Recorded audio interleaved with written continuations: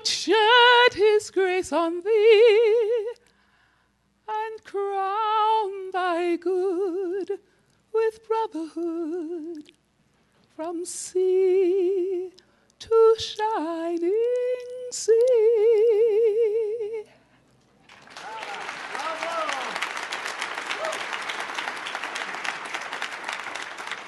Hello, everyone. My name is Jessye Norman, and I'm a singer. What indeed is the big idea? I cannot claim this idea as my own, but it is surely one about which I am passionate and about which I am pleased to speak at every opportunity. And that is the necessity of the arts in our lives, the need for the arts in the education of our children.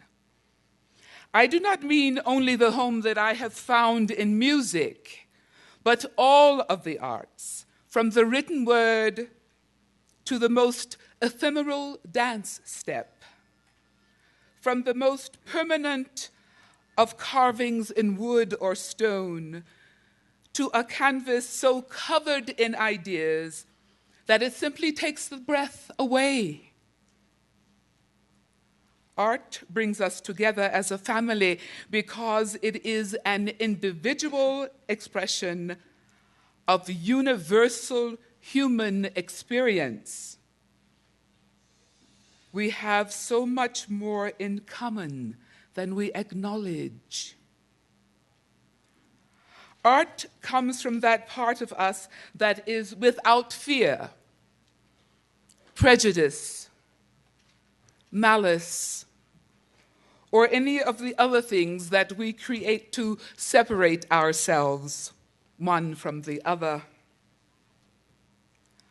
Art makes each of us whole by insisting that we use all of our senses, our heads and our hearts, that we express with our voices, our hands, our bodies, as well as with our minds. And in this modern society, art may be the only force that invites expression from the inside out, where the pure light of the wisdom of the soul is realized. Albert Einstein said, please may I, Walter? When I examine myself and my method of thought, I come to the conclusion that the gift of fantasy has meant more to me than my talent for absorbing knowledge. The gift of fantasy has meant more to me than my talent for absorbing knowledge. Truly, do we need further proof of the benefits of creativity, of fantasy in our lives? Over the years, students of the arts have outperformed their non-arts peers in all of their subjects. Study upon study has shown this. Creativity equals self-knowledge. This knowledge can lead to wisdom, and wisdom to the understanding of others. And this understanding undoubtedly leads to tolerance. Can creativity do all this? Yes, it can. I tell you this because we are at a crucial point in our nation's history. On the one side is this wisdom of creativity.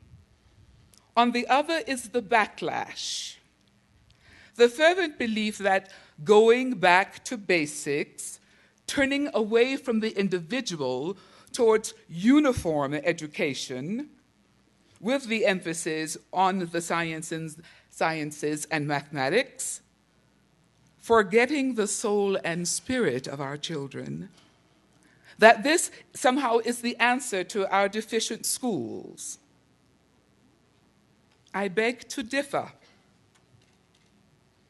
Because this backlash plays on our understandable despair that many children are indeed being left behind, but utterly, we must recognize the danger of putting aside our responsibility to offer children a bright and beautiful path of positive self-expression.